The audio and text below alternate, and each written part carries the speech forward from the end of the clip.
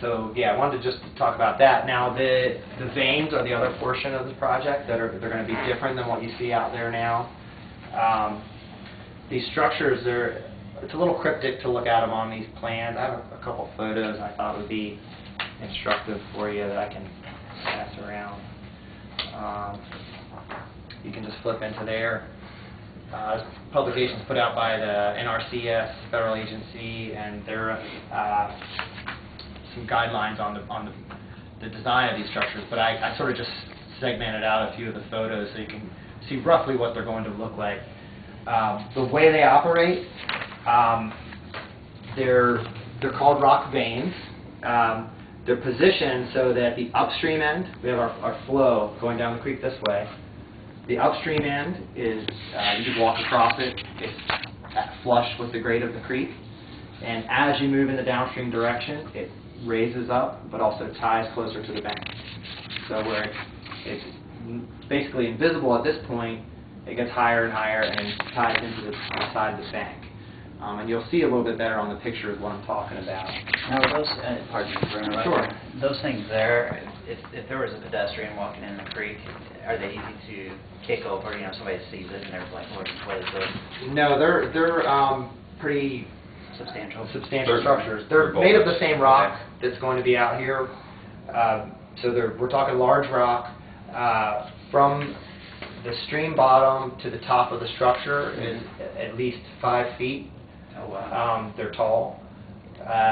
And that's just what you see. And as with much of this project, it's sort of like an iceberg. A lot of the project is below the grade. So they're very substantial structures. Mm-hmm. You can ride a bike up it more than you can kick it over. Okay.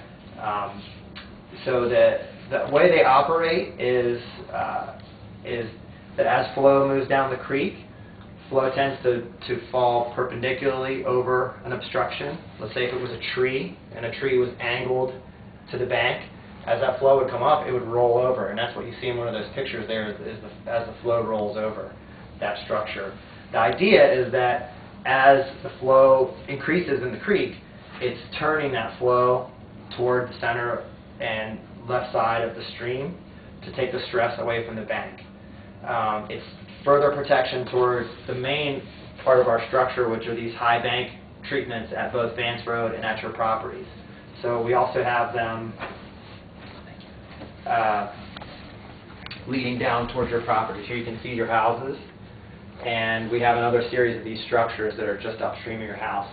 They're, again, turning that flow and taking stress away from that high bank. Rock, by its nature and the way it stacks, is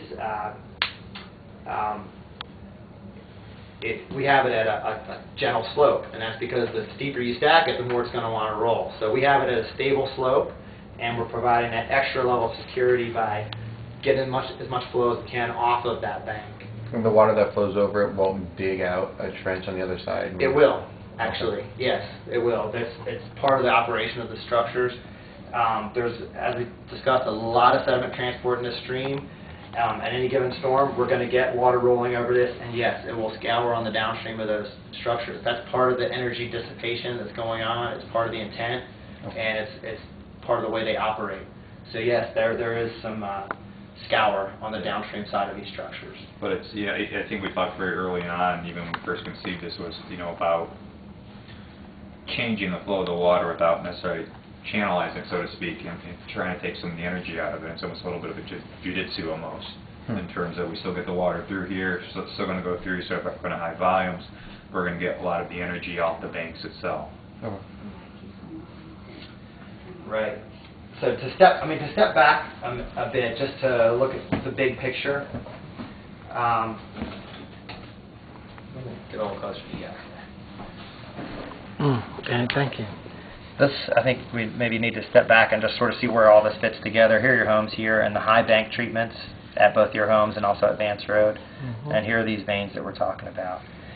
We've already discussed before how this is not only do we have the sediment transport and really high flows, we also have this extremely tight bend. So it's really a worst case scenario when it comes to this type of situation. It just happens to be where you're at. So we're doing everything we can to provide that extra level of security, and as Lance said, maybe a little bit overboard, but that's the kind of protection that we want to provide. So as it stands now, the water probably gains speed as it goes around that turn, is that correct? Yes. It's kind of like if you're in orbit. Right. Shooting around the moon. Centrifugal force, Evan. Yeah, it does. It keeps eating away at that outside bend, and That's right. it'll get Vance Road and the houses. And that's part of the scour op, and we talked before about what are the modes of failure here, and we have primarily this scour of the toe of the bank that's caused by both the water velocity, but then also as the sediment transport happens, it's actually like sandpaper, like abrading the bottom of that bank. So In between the two sets of veins that you have there, is there erosion not as prevalent as it is by Vance Road and by these properties? It's happening there as well? it's the erosion is less. Okay. It's a relatively straighter portion. Okay. It's in general still a very tight band. Sure. But as you can see here at your homes and at Vance, it's the tightest part of that curve, and that's where we're getting a lot of the stress. What we're also doing in the inside of these bends is also providing a measure of protection. It also has to do with the water surface elevation. Anytime you put any kind of structures in the creek, you don't want to cause any problems on the upstream side. You can imagine if, as a kid, you put rocks in the creek and it dams up the water. Right. So they're not going to have any issues down the line similar to what we're having now. This is going to Correct. resolve their properties also. Correct. Okay. We're not causing any further problems by this, and that's because we have to provide some compensatory grading on the inside of the bend here, so that as we put rock in the stream, we're also removing some of the material on the inside of the bend so that the net is balanced. So we don't cause a constriction. And to your point, that was one of our concerns from the get-go, in that, we don't move this problem. Right.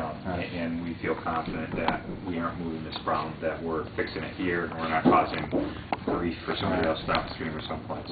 And that's always an issue with these projects, is where do you stop? Right. Because any kind of rock structure at the end, you do tend to get a little bit of erosion as these structures become, over time, they get more stable.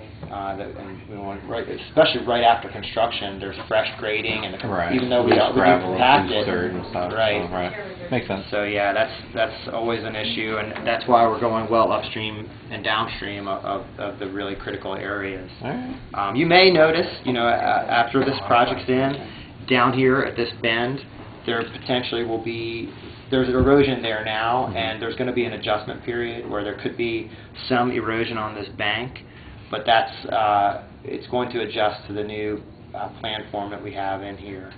And obviously the critical structures are up here, and there's less Right. critical structures. Well, there's no critical structures here. Yeah, with Ike, when that was coming through the right at that point we saw a tree going down too, so it was already like being directed more Right. towards that area anyway. So Yeah, I noticed that down here on the downstream end looked like a lost a sycamore down there as well. yeah, what's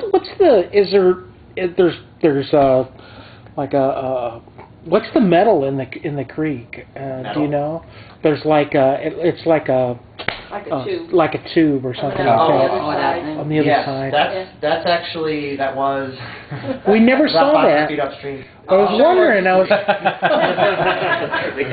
Some people were thinking it got uncovered, Yeah, okay. you know, Right and here's where I it said used no. to be. I think Yeah. it was brought down. And where you're seeing it now is Yeah. about here.